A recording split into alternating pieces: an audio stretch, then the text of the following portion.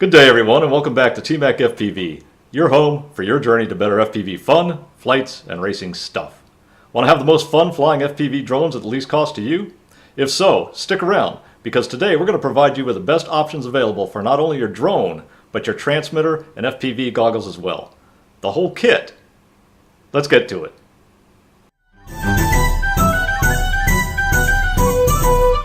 The title of this video is Best Beginner FPV Drone Kit, and as such, is meant for those people that are either new or fairly new to the FPV quadcopter hobby. However, if you happen to be watching this and are a more experienced FPV pilot, we would certainly appreciate you sticking around until the end so that you can share your insights and thoughts on the content of this video in the comments section below, and then we can all gain from your experiences as well. As I mentioned earlier, the information provided in this video is based on my own personal beginner's experience and lessons learned, along with extensive product reviews and product specifications. To begin with, we need to define what we mean by an FPV drone kit. For our purposes in this video, the kit we are talking about will consist of a transmitter, simulator, quadcopter, and FPV goggles. And we're going to go over each of these components in that order. Our recommendation to get the best value for your money is to purchase each component of the kit separately from companies specializing in the manufacturing of that particular component. The reason behind that is, in today's marketplace, there is no one company that makes all of the best value components. So just as you wouldn't go to a gas station to buy groceries in today's marketplace to get the best value for your money, you might not want to go to an FPV goggle company to purchase a drone. Nor would you want to go to a company which produces great drones to necessarily purchase a best value transmitter. For that specific reason, we also recommend avoiding purchasing ready-to-fly or RTF packages if possible. Today's RTF packages usually consist of a drone and a transmitter, neither one of which may be the best value for your money. We believe there's a better money-saving way to make your purchase and get better quality products at the same time. The first component of our kit that we're going to be talking about today will be our transmitter. For our best value transmitters, the four that we'll be looking at are the Taranis QX7, the FrSky x-lite, which is also a Taranis, the FlySky Nirvana, and yes, FrSky and FlySky are two different companies, and the X9D Plus. The first thing to take notice of is that you will spend at least $55 on a radio transmitter. Of course, that amount's going to get you one with limited capabilities, which you may outgrow in a short period of time and then need to spend more money on an upgraded transmitter. Some of the parameters I consider to be important when choosing which transmitter to purchase are listed on the left side of the chart, the first being cost. Another parameter which is important is the type of operating system the transmitter uses. OpenTX is a very capable and flexible operating system, and although there are other transmitters which use different operating systems, those are not going to be considered in this video as part of our best value transmitters for beginners. The next parameter is whether or not the transmitter has the capability for external module support. Since all transmitters cannot talk using their native protocols or languages, if you will, to all types of receivers on the quadcopters, multi-protocol external modules have been developed to enable this to happen. So you want to make sure the transmitter you're considering to purchase has the ability to use one of those external multi-protocol modules. The transmitter options presented here all have that capability. We also need to consider whether or not our transmitter has the capability to be hooked up to our computer in some way to allow us to use one of the realistic FPV computer simulators to practice our flying skills. In our case, all four of these do. The more channels and switches a transmitter has, the more capability and flexibility you're going to have to use those to make your quadcopter do various things. All four of these transmitters have sufficient channels and switches for that purpose. The type of batteries used for power is one area that differs among our transmitters. Whereas both the QX7 and the X9D can use LiPo batteries, which are the same type of battery used in your quadcopters, the x-lite and the Nirvana use 18500 and 18650 lithium-ion batteries respectively, which for the x-lite is going to require you to purchase a separate charger to go along with those batteries. This isn't much of an additional cost, since you can get two of these batteries with a charger for between $15 and $20, but it is an additional cost you should be aware of. Of note, the Nirvana batteries can be charged inside the transmitter with the included micro USB cable, whereas the x-lite currently cannot. Ergonomically, or the form factor of the transmitter and how it feels in your hands, is pretty much the same between the QX7 and the X9D. The x-lite is more of a smaller, lighter, more portable game controller type of a transmitter, while the ergonomics of the Nirvana have been described as really nice. The quality of your transmitter gimbals is also important, since your gimbals and sticks are what you use to control your quadcopter. Hall gimbals are great, and 3 of the 4 transmitters come with those. The QX7 can be upgraded to Hall gimbals, and I've done that with mine. The type, size, and cost of the receivers that your transmitter talks to on your quadcopter are very important. FreeSky has a wide range of inexpensive, micro-sized effective receivers such as the R, XSR, XM, and XM Plus, and most recently for long-range flights, the R9. FlySky has recently come out with two, the IA8X and the IA8S, and one of each of these receivers is included with the purchase of the Nirvana transmitter. As of the time of this video being recorded, the FlySky Nirvana transmitter is brand new, and the first production models of this transmitter have not been put in use by the public. There may be other things to consider when purchasing a transmitter, such as the x-lite has a modification package available for pilots to install shorter or longer stick ends and a brace to the transmitter, which can hold a neck strap. The Nirvana has a 3.5-inch color touchscreen, and the X9D comes with a wall charger. So which one of these transmitters gets the TMac Thumbs Up Award for the Best Value Beginner FPV Transmitter? That would be the Taranis X-Lite. Next, we'll briefly consider simulators. We've included sims in our Best Beginner FPV kit because we feel they are the best way for a beginner to quickly and inexpensively learn how to fly a quadcopter initially, whether it's through line of sight or FPV. Also, a sim is something that you're going to use even after you've learned how to fly, because you're going to want to practice new maneuvers on the sim before you actually go out and try them with your quad. By doing this, you'll be less likely to crash your quad as often. You will crash, that's just part of the hobby, but you'll probably do it less often. You'll save money on the quadcopter parts because of this, and you'll attempt new moves with your quadcopter with more confidence after having practiced those same moves on a sim beforehand. We've listed here 5 sims and their associated costs. I have 4 of these. I personally have not flown the DRL simulator yet. Of the 4 I have flown on my non-gaming computer, which is a lower-end type computer, the 2 that work on my computer the best and have the most realistic flight physics to simulate flying a real quad are Velocidrone and FPV Air. FPV Air can be found on steampowered.com, and Velocidrone can be found on velocidrone.com. So which of these sims get the TMac Thumbs Up Award for Best Value? Both Velocidrone and FPV Air. Velocidrone has more features, so it gets a bigger thumbs up. Now, let's talk quads. The first type of quadcopter class that we're going to go over, and we will go over 5 total classes of quads, is the whoop type quadcopter, and there's a reason for that. With this type of quadcopter, you can fly it both outdoors and indoors without breaking anything, which means you can practice and have fun anywhere at any time. This class is the most affordable type of quad for the actual price of the quad itself and its spare parts, batteries, and battery chargers, because all of those things add up in cost.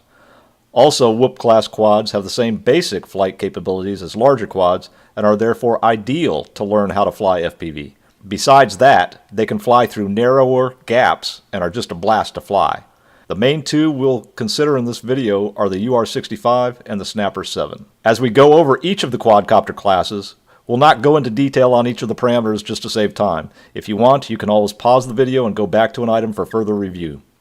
What we will do is our best to highlight the main differences between the quads in each class before we give our thumbs up recommendation. As always, if you ever have any questions or comments concerning the subject matter, please put them in the comments section below the video, and I'll do my best to get back with each and every one of you, and you can always email me at tmacfpv@gmail.com. As you can see from our comparison chart, the main differences between the UR65 and the Snapper 7 are the flight time, construction of the frame, spare parts cost, should you break something on the quad, the weight, and the size of the battery, both which affect flight time.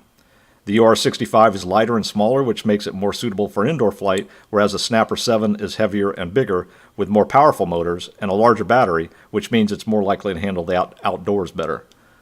A newcomer in this class listed on the left is the US 65, and there's also a UK version of it as well, and I believe they're producing other flag colors. It has the same dimension-sized motors as the UR65, but with higher KV, which means its flight time will most likely be less than the UR65. However, it does have what's called smart audio capabilities, which means you can change the video transmitter frequency and power through your goggles on-screen display and your transmitter without having to push buttons and watch LED lights on your video transmitter to figure out what power and frequency you're on. It is a nice feature to have, especially if you'll be flying with other people. So, who gets the TMac thumbs up? Both quads are good. UR65 if you're going to do more indoor flying, Snapper 7 if you plan on flying more outdoors. The next class of quads that we'll look into are those that have the capability to fly with 2-inch size props. Our two contenders in this class for the TMac Thumbs Up Award are the Emax Babyhawk R and the Diatone GT M205. The main differences between these two are the price, and note that the only place I could find the M205 as a bind and fly, which is with the receiver already installed for you, is at Grayson Hobby.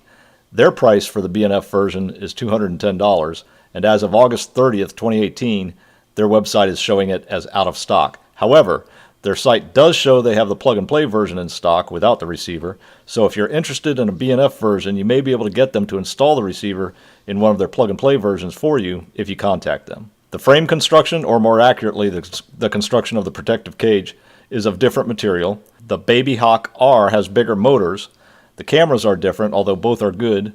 The Diatone has that nice smart audio feature, whereas the Babyhawk R has an installed beeper, which, by the way, I find to be very important to have a beeper on your quad, especially a smaller quad, because that will give you the capability to find it should you accidentally, shall we say, land in an unintended location. The Babyhawk R gets the TMac Thumbs Up in this case. Next is the 2.5-inch class. In our 2.5-inch class, our three main contenders are the Leader 120, the Diatone M2.5X, and the Gep RC Phoenix. Costs range from $106 to $200. Flight time is about the same, and now is a good time to point out your flight time on quads is going to vary depending upon how aggressively you fly them.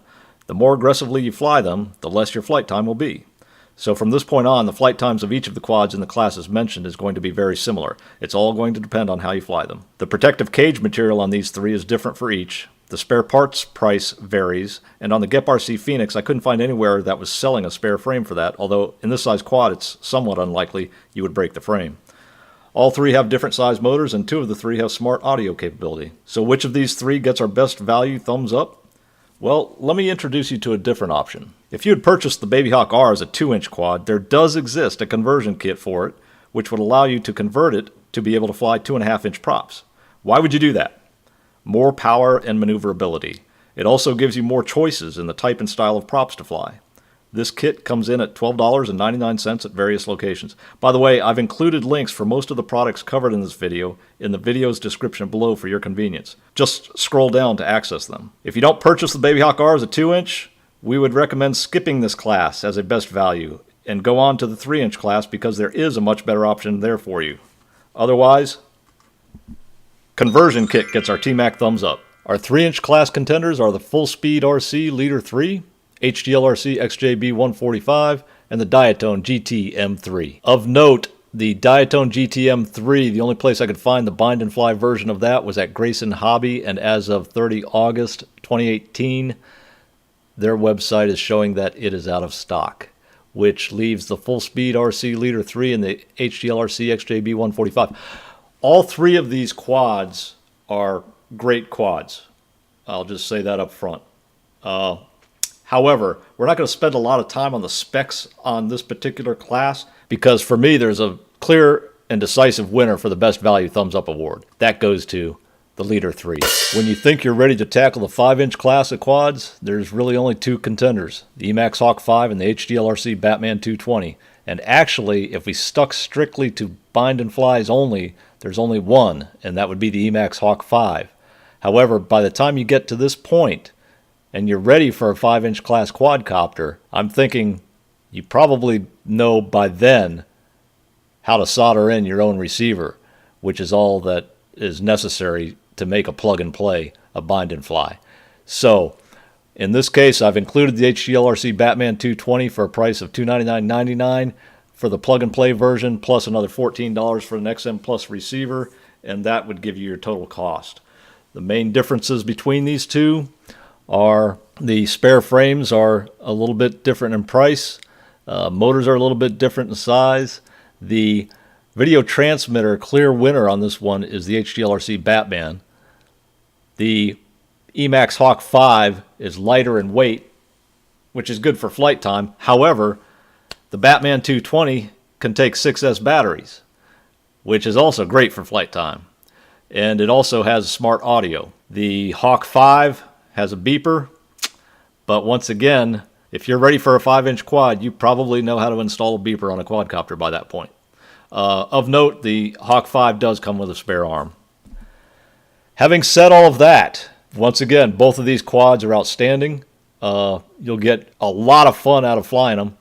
And our TMac Thumbs Up Best Value Award is going to go to the Hawk 5. All right, folks, we are down to our last component in our Best Beginner FPV Drone Kit, those being FPV goggles. Now, there are two types of goggles that we'll cover here very quickly. One is the box style, and the other is compact style. We'll go ahead and start with the box style goggles, and our two contenders for those are the FXT Viper 2.0 version and the Eachine EV800D. Here are the specs for those. They're a little bit different in price, about $60, $65. They both have removable displays, which is important. Now, to be honest with you, if you get the compact style goggles, you're going to have a much better FPV experience. However, they're about twice the price of box goggles, and the box goggles design has come a long way over the past couple of years. So getting a box style goggle is not a bad thing. In fact, these two types of goggles, the Viper 2.0 and the Eachine EV800D, are good box style goggles. The fact that they both have removable displays is a good thing, because if and when you want to upgrade to the compact style goggles, that does not mean that these become useless. You can actually remove the display from them and use the removable display as another display for various purposes. You don't have to have it on your head. You can use it as a workbench display. In the case of the EV800D, it's got a tripod mount on it, so you could actually mount it on a tripod without any modifications to it. And you could have other people watching the display on the tripod as you're wearing your compact goggles, which you've upgraded to. I'm sure you could do some sort of modification to the display on the Viper 2.0 to do the same thing. But the point is, they both have removable displays, which is a good thing. They both have diversity. Screen size is the same. Resolution is a little bit different, but they both have 16:9 and 4:3 aspect ratios. The Viper 2.0 weighs more. However, because of its design, it apparently doesn't feel heavy on your head. The big difference between the Viper 2.0 and the Eachine is the Viper 2.0, you can wear your glasses with them. If you happen to wear glasses and don't wear contacts, and you want the box style goggles, then you can actually use the Viper 2.0 while wearing glasses. Also, the FXT Viper has got an integrated refractor, which basically means there's little to no eye strain because you're not looking directly at the screen. It's a way to reduce eye strain in the box style goggles. Eachine EV800D does not have that, so you might experience some eye strain if you're wearing the Eachine goggles on your head for an extended period of time. Also, the power range on the FXT Viper is better. You can use LiPo batteries with an XT60 connector to power the FXT Viper, whereas the Eachine EV800D has an internal battery which you need to charge via a cable plugged into some sort of wall charger device. Based on those things, TMac Best Value Thumbs Up Award goes to FXT Viper 2.0. Next, we'll go on to the compact style goggles. Our contenders in the compact style goggles class are the Commander V1s, the Sky Zone Sky O2Ss, the Eachine EV200Ds. These are the specs on each of them. Really, for me, the choice is between the Amway Commander V1s and the Eachine EV200Ds, primarily because of comfort. I own the Amway Commander V1s, and I know for a fact that they are very comfortable. They're lightweight. I don't have the weight parameter listed here, but the Commander V1s are the lightest in weight. Eachine EV200D's resolution is outstanding. Both the Commanders and the EV200Ds have aspect ratios which are changeable. The field of view on the 200Ds is larger. Eachine 200D's primary benefit is that it comes with quad diversity. Basically, it allows you to use 4 different antennas to get better reception. The power on the Amway Commander V1s can be powered from a 2S to 4S LiPo, and both the Amway Commander V1s and the Eachine EV200Ds have fans. One of the main considerations that I have between the Commander V1s and the Eachine EV200Ds is the fact that the Commander V1s have been around for a while, I'll say. About about a year and a half maybe. The Ishin EV200Ds have just come out this year, as a matter of fact, within the past, I would say, month or two. So the durability of the 200Ds and the warranty and the repairability and things of that nature for the 200Ds, for me, as of yet, is unproven. So the Commander V1s is a known factor. I know that they're comfortable. I know that they work. I've had no problems with them. Because of those sorts of things, the Amway Commander V1 gets our TMac Thumbs Up Award for Best Value. And I mentioned this earlier. Don't forget about spare parts. Things like batteries, props. You'll need a battery charger, parallel plates to go with the battery charger if you plan on charging multiple batteries at the same time. This is a list of stuff I used. The best value batteries that I've come across that I personally use are Tattoos, Race Day Quads batteries, and the G&Bs. There's my battery chargers and the charging plates I go along with them. On the props, what I found after trying several different brands of props and types of props, 3 blades and 4 blades on my micro, the GemFan Flash 2040s and 2540s seem to be the most durable ones that I've come across myself. And that, ladies and gentlemen, brings us to TMac's Best Beginner FPV Drone Kit Recommendation 2018. For the transmitter, we have the FreeSky x-lite, Simulator Velocidrone, Quadcopter. I recommend going with Whoop class, either the UR65 or the Snapper 7 to begin with, and then progress your way through the various classes. Full Speed RC Leader 3 looks to be an excellent best value choice in the 3-inch class.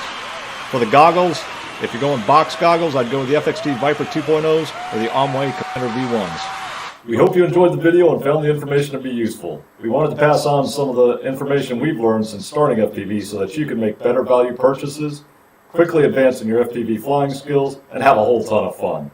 If you liked the video, click on the thumbs up button below. Click on the subscribe button to become a full-fledged member of the TMac FPV team. Ring the bell below for future notifications of new videos posted. If you have any questions, comments, concerns, or are just completely overwhelmed with a sense of awe at the exceptional quality of the information provided, as well as the outstanding video production, please express yourself in the comments section below. Share this video with the folks you know who may be interested in learning about the FPV hobby and starting on their own journey to better FPV fun, flights, and racing stuff. See you next video. Happy flying.